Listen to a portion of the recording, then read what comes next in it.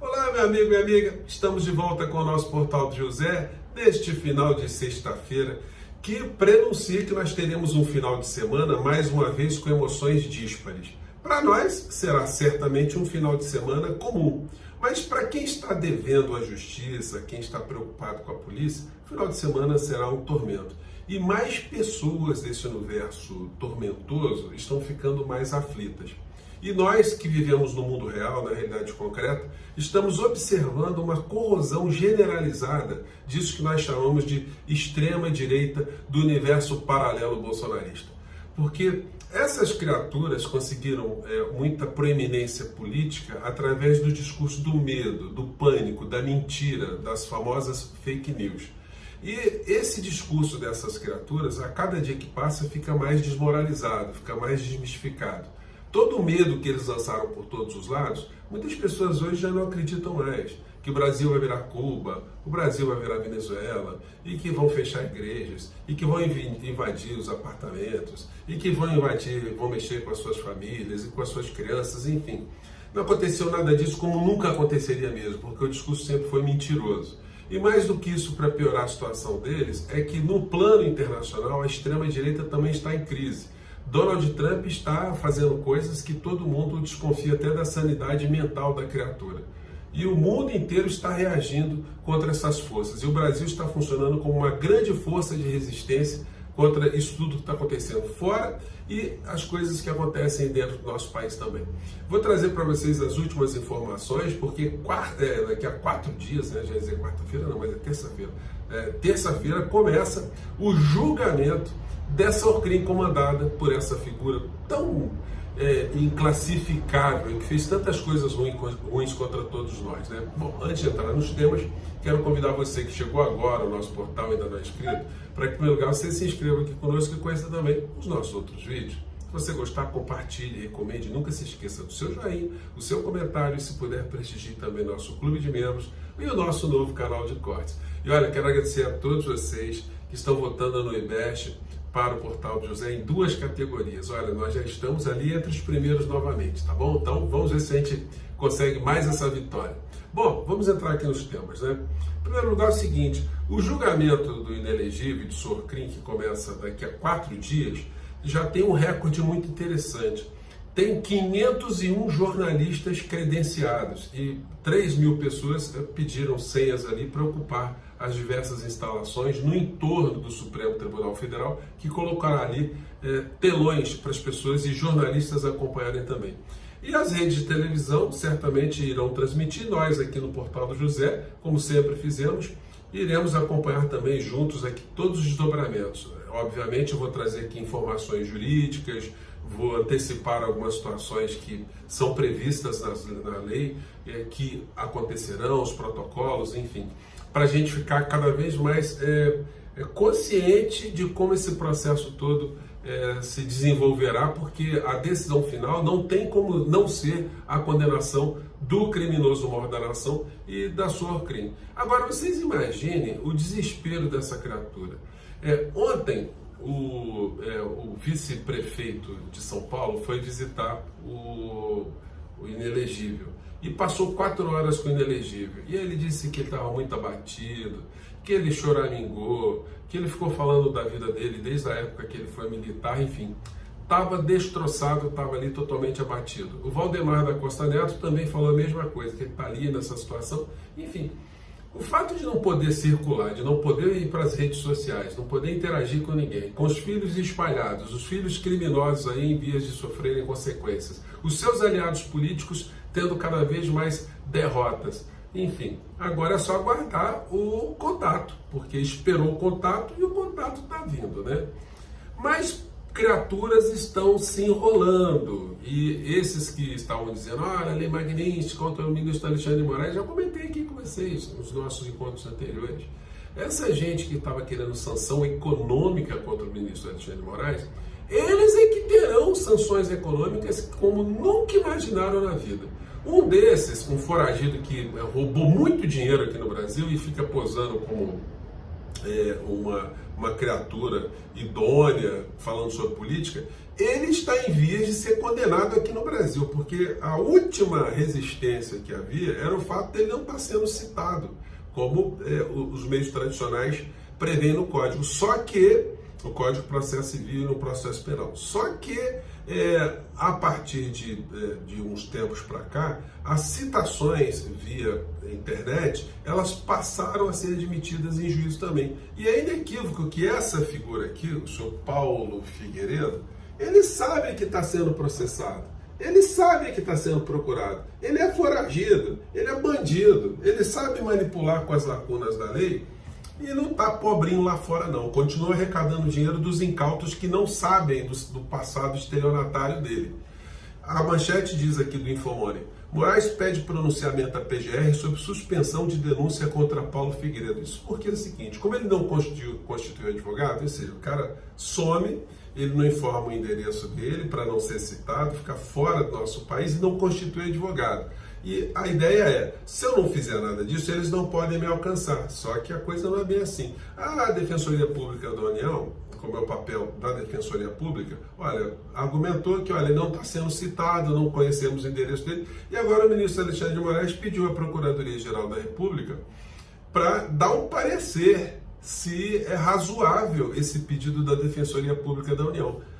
E eu já antecipo para vocês que não tem a menor possibilidade da PGR considerar que esse bandido foragido, que esse expediente que ele está usando, pode ser um expediente de fazer com que ele não seja responsabilizado penalmente. É aí que vai acontecer. Ele vai ser julgado aqui no Brasil, vai ser condenado junto com essa turma do Bolsonaro toda, do crime, e vai sofrer uma pena cabeluda. E uma pena cabeluda no direito brasileiro, vai ser acionado Interpol, e aí vamos ver. Ele tem que ficar orando todos os dias para nunca saírem os republicanos do poder, a turma do Trump, porque senão ele vai ser extraditado e vai vir para cá. E vai para Papuda junto com todos os outros. Tá rindo, tá tirando muita onda, mas como dizia a vovó, quem ri por último, ri melhor. A criatura já está tendo problemas lá fora, como eu já denunciei aqui no nosso portal do José. Ele recebeu $140 mil de um bilionário chinês foragido e que virou sócio do Steve Bannon. E tem cotas lá no condomínio que pertence ao complexo financeiro imobiliário de Donald Trump. Só que isso tudo não vai garantir uma blindagem eterna para essa criatura. Vamos aguardar, porque as filas estão andando, né, gente? Muitas pessoas acreditavam que jamais nós teríamos generais sentados nos bancos dos réus, se houvesse general preso, que o Brasil ia parar. Ainda tem gente aí, no Brasil, muitos segmentos aí que está com essa fantasia. Se eu botar a mão no Bolsonaro, o Brasil vai parar. O senador Magno Malta falou isso várias vezes, né? Coloque a mão em Jair Bolsonaro para ver o que vai acontecer. Não vai acontecer nada. Ele vai para a cadeia, senhor Magno Malta. Então, outro também bravateiro que está já muito desconfiado que o futuro dele é uma grande arapuca, né, que está montada, porque o ministro Alexandre de Moraes não reage diretamente às agressões dele. Então ele vai ficando preocupado. Ele ataca e não vem nada de retorno. Ele publicou um vídeo com o seguinte título: A prova da perseguição de Alexandre de Moraes a Silas Malafaia. Aí vai dizendo aqui, não vou nem colocar para vocês que a voz dele já é irritante, ele só fala mentira, e enfim. E a hora dele também vai chegar. Gente, aguardem que o processo é o seguinte: quando a Orcrim toda for sentenciada, for responsabilizada, aí vem o segundo lote. Aí vão começar a haver depurações de pessoas que atuaram nesse processo todo. E o senhor Silas está ali envolvido no inquérito do Dudu Bananinha, e certamente teremos novidades em relação ao que a Polícia Federal está encontrando nos arquivos dele, que foram apanhados, as anotações, os telefones, e ele sentiu isso, né? Ele fica dizendo: no meu telefone tem muitas coisas, tem muitas palavras, tem muitos xingamentos. Pois bem, nós em breve saberemos isso. O bandidinho Mor Internacional, ele fez essa aqui que todo mundo já está sabendo e está horrorizado, né? As pessoas que têm um mínimo de ética ficaram horrorizadas com isso aqui. Eduardo Bolsonaro pede a Mota para exercer mandato nos Estados Unidos, ou dos Estados Unidos. Filho do ex-presidente afirmou ser alvo de perseguição política e que tem realizado diplomacia parlamentar nos Estados Unidos. O golpismo agora chama-se diplomacia parlamentar. Ele não quer perder o mandato por várias razões, mas ele vai perder e vai se tornar inelegível. E, portanto, ele não vai poder disputar eleições aqui no Brasil. Então, é mais uma tormenta para essa turma toda.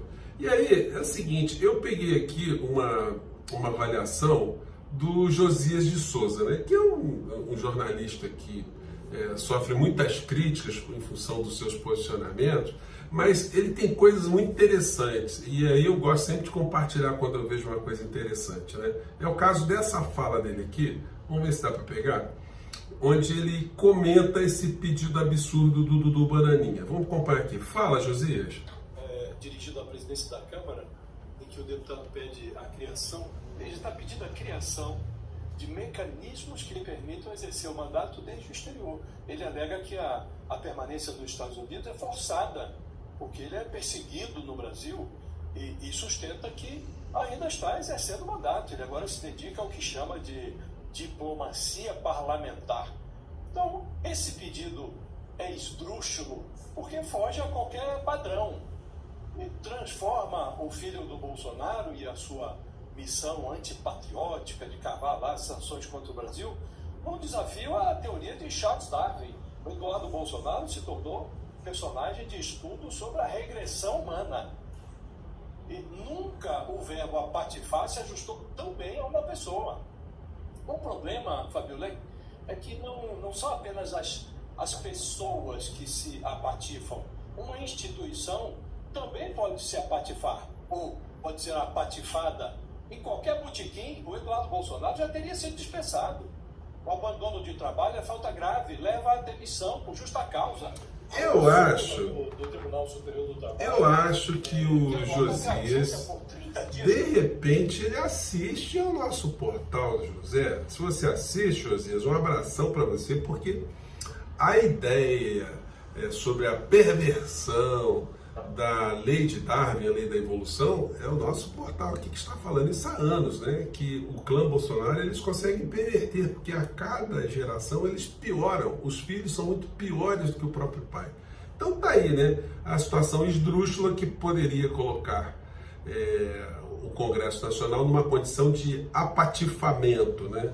E aí é o seguinte, não é que uma condenada do 8 de janeiro, que estava foragida nos Estados Unidos, ela foi grampeada, foi algemada e foi deportada aqui para o Brasil, aí cria comoção nesse pessoal da extrema-direita, né? Aí eles ficam assim, tadinho.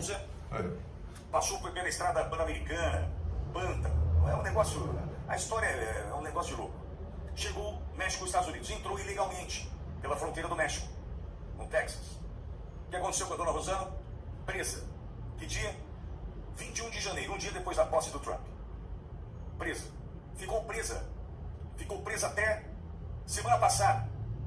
Chegou agora no Brasil. Chegou no Brasil e está presa em Belo Horizonte. Isso que ela é de Goiás. Outra que esperou o contato, aquela coisa, né? Toda tristinha, enfim, não sabia o que estava fazendo, enfim, não foi para fazer um golpe, mas agora vai ficar um tempo agarrada lá na colmeia. E aí, para finalizar, o seguinte, o senhor Nicolas Ferreira, ele postou um vídeo hoje que ele sentiu o impacto que ele operou a favor de organizações criminosas pesadas. E com aquele ar bem blasezinho, bem vigarista, ele publicou um vídeo. Só que tem um negócio, que vai ser um negócio muito curioso. O vídeo dele atacando o Pix teve mais de 500 milhões de visualizações. Eu quero ver qual será o alcance desse vídeo, que eu vou mostrar o trechinho aqui para vocês, onde ele tenta se defender que não tem nada a ver, o que ele fez não ajudou o crime organizado, não. Olha aqui o trechinho da criatura falando. Sempre tentando disfarçar que ele está tenso, né? O senhor nem está lembrando que o Bolsonaro vai começar a ser julgado para ir para a cadeia daqui a 4 dias. O senhor está preocupado agora em se justificar perante as pessoas, né? Que o senhor enganou tanto, né? Vou pegar o trechinho aqui, vamos lá. Não fazer. Até mesmo porque, hora alguma, eu falei que o Pix seria taxado. E o Pix não será taxado. Vocês queriam era monitorar o Pix ali de 5 mil reais do senhor Raimundo, da manicure, da pedicure, do pedreiro. E aí, gente, ele ainda tenta dar uma...